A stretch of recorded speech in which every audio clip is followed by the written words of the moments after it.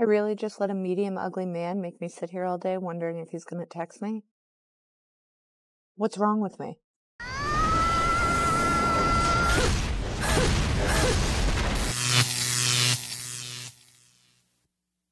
Welcome to The Wall. Today, we will see several women complaining about men for various reasons, and even saying they would rather go with a bear. But we will also see a woman crying over her divorce, showing her method of healing. You know that with her, it's all about money. We want to invite you to smash that like button, support the movement, and subscribe to the channel. That's the only contribution we ask from you, man. Add your grain of sand to the movement. Leave your experience in the comments for any man who needs it. Without further introduction, let's begin. 8 months ago, I left a narcissistic relationship that was mentally and physically abusive. It rocked my world and made me question everything about myself. Once I finally was able to get out, I knew there was a deeper meaning behind this. That relationship brought me to my knees, but there at my rock bottom is where I found Jesus. I spent 5 months in isolation by myself with nothing or no one but God, my Bible, and me. I kept asking God to help me understand why I kept finding myself in toxic relationships.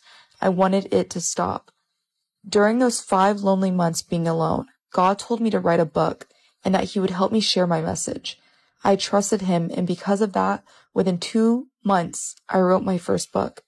It was the most liberating feeling of my life to share my story, and through sharing my story, God healed me.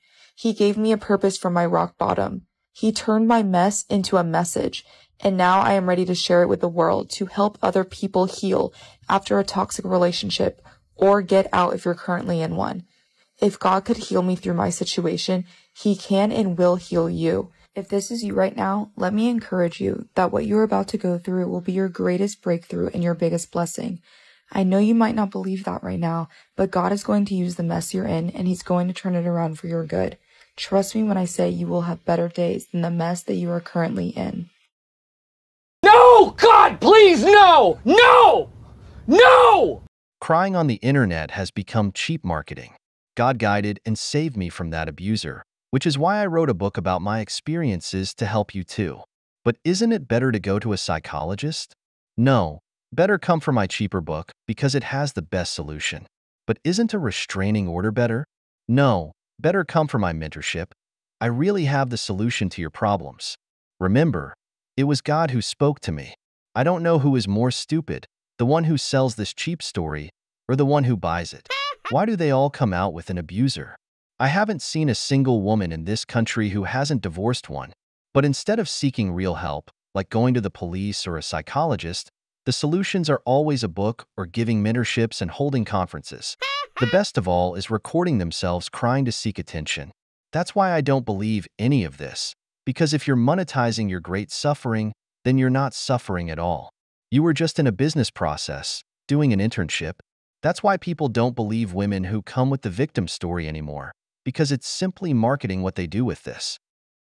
This is the story of what sent me into therapy, and it is a dilemma I still have not figured out the right answer to.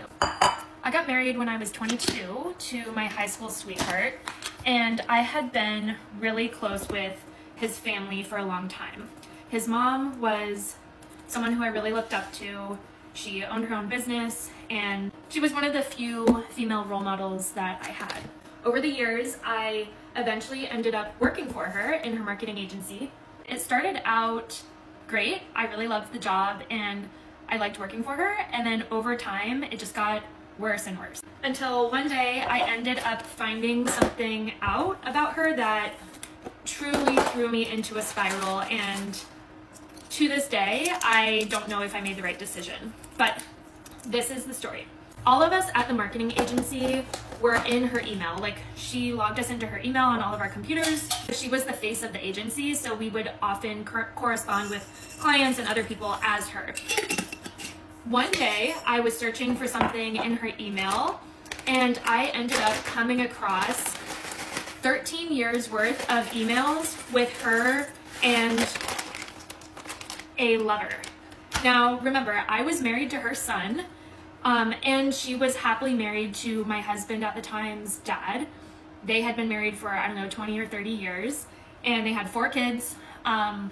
They were still married, but I found 13 years worth of emails between her and this guy. Here's the catch, is at the time I found it, it looked like the affair had ended 2 years ago. My husband's relationship with his mom meant everything to him. They were very close. And so my question was, what do I do? Like, do I say something to her? Do I tell my husband? Do I confront, like, do I say something to his dad? Think about everything that was weighing on this decision. Like, I could have potentially broken up a marriage, a family, ruined my career. I could have ruined my husband's relationship with his mom. There was just so much at stake. And I think the big thing was, like, it wasn't still going on. So what would you have done if you had been me in this situation? Oh my God, who the hell cares? Learning not to get involved in matters that don't concern me, that's the problem with people, especially women who love gossip.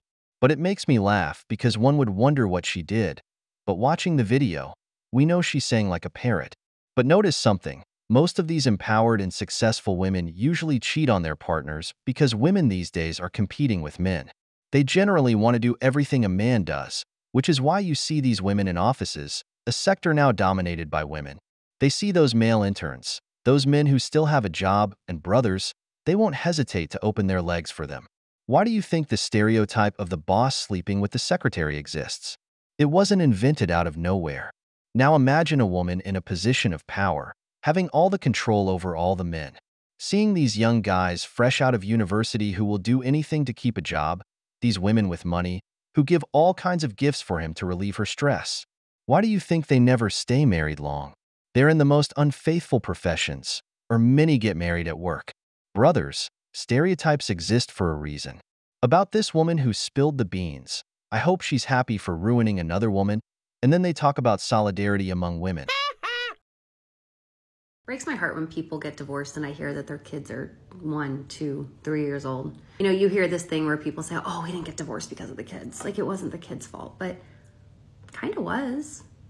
Parenting shook you. Like, parenting shook your marriage. Parenting revealed faults and cracks that maybe you didn't know were there. Well, it's not the kid's fault, but having a child might have been.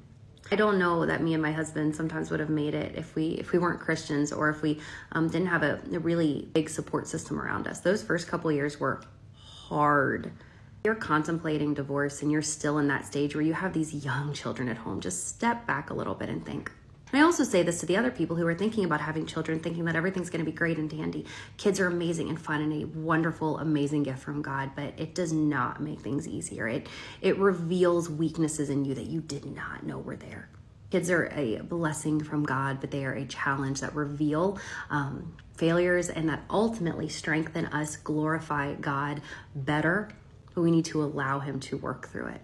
Don't give up. It gets easier, but it gets harder first. We all know that hormones in women bring many mood changes, especially during and after pregnancy.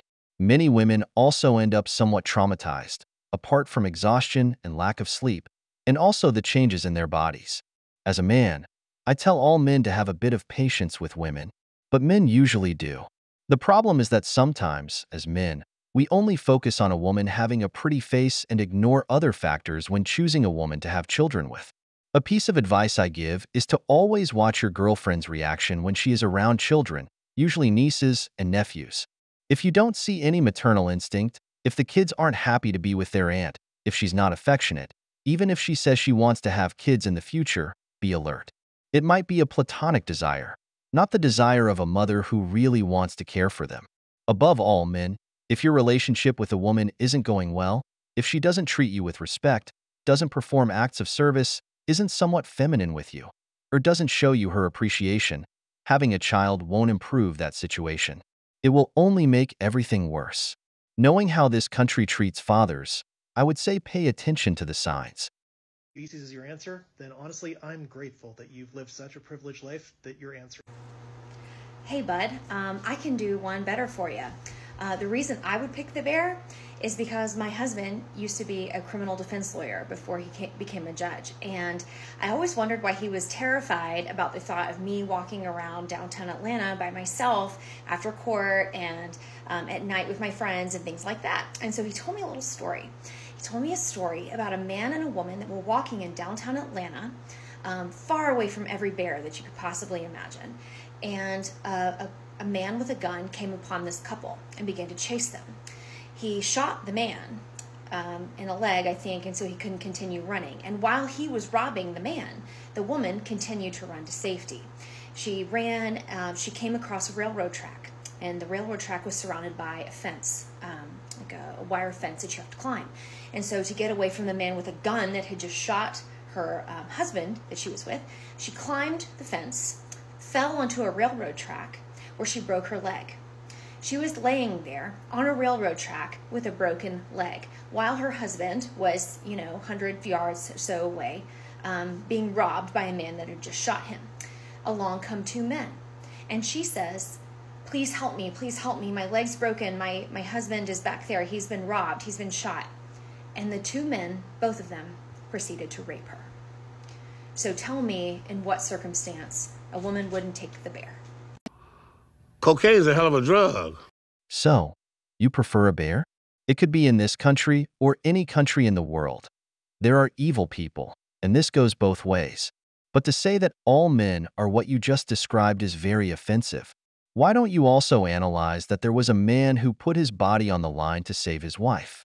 The first reaction of his wife wasn't to try to help her husband, but to help herself, leaving her husband for dead. I'm not blaming them, but in the story, there was also an injured man. Was this man also abusive? Was this man evil when he was giving his life for his wife? The woman ended up in a bad situation. Who knows what kind of man she encountered after breaking her leg? It could have been one of those vagabonds sleeping in the train station who only live consuming substances, who are mentally unstable. Of course, no one can think of that. Only that all men are more dangerous to women than a bear. When today women live in a golden bubble made by men, have more rights thanks to men, and have a city that protects them thanks to men. But because of isolated cases, all men are bad? As if there aren't prisons that also have women who have harmed men, but of course, not all women are guilty or accused of being dangerous because of that. One thing that the covert narcissist does that is so insidious and you don't quite even realize when you're in it, but after they've got you running around crazy, I really feel like it's after they know they have you and you are just chasing after trying to make them happy, but you can't. You can never actually do enough. So you start to cope. And at first, when you start coping with either drinking or smoking or watching too much TV or eating a lot of food or whatever it is, whatever your coping mechanism is to deal with this, at the beginning, they will be supportive of you, probably because they just broke the shit out of you and so they're trying to be nice.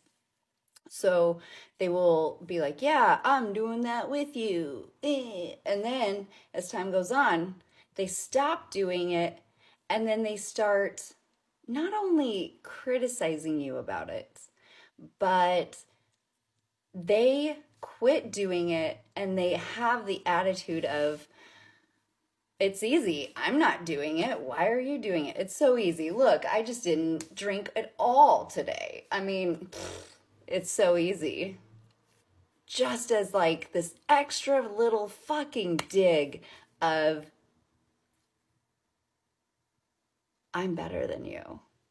And make you feel their shame, because truly they are fucking coping. They are coping by beating verbally the shit out of you.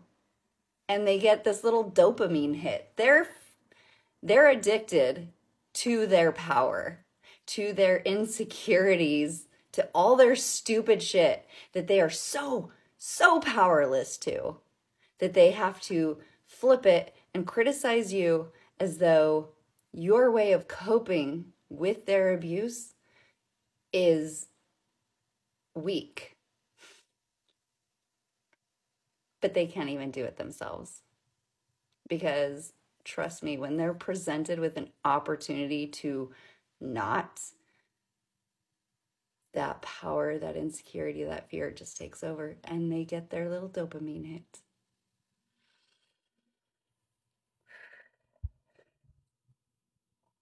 So just remember, however you're dealing with this, you're a fucking powerhouse. You're amazing and you're valid, and it does not matter what you need to do to cope with this abuse while you're in it, because you're amazing. They can't even compete. Stop it. Get some help. What is most ruining relationships today is women's victimhood and men's lack of tolerance. Because to be with a woman today, a man has to develop patience and tolerance. Otherwise, it won't last. And I can assure you that if you take a statistic among all married couples on who endures more insults, dramas, tantrums, or fights, and who provokes them more, women win by a landslide. But remember, when a man gets tired of hearing complaint after complaint about everything that makes a woman unhappy, which is almost anything, and responds, then he is a narcissistic, controlling, and abusive person. But while he listens to daily insults for various things, he's not the bad guy. Women aren't narcissistic. Why do you think there's a saying that when a woman stops fighting or complaining, it's because she no longer loves you? It's funny because when a woman finally shuts up, it's because she wants to leave the relationship. Ironic, which is why, as a man, it's crucial to develop patience and tolerance. But as I said, women are the only ones who understand that marriage is for them to be happy. Women are also the ones who choose the man they want to be with. Sometimes they choose those toxic types, you know, the classic Chad, a man who brings nothing to the table but his seed. At first, they love all that toxicity, but after years in a relationship, they hate the man for the same qualities they fell in love with. But as we know, responsibility is kryptonite for women. We've reached the end of the video, but before we go, the questions are for you. What do you think about the woman who got involved in her mother-in-law's relationship? Was she very supportive of her? What do you think of women who live sharing their divorce stories on the internet while crying? If you enjoyed the video, make sure to give it a thumbs up, subscribe to the channel, and hit the notification bell. Your support means the world to us and motivates us to create more content. Stay tuned for the next exciting video from the wall.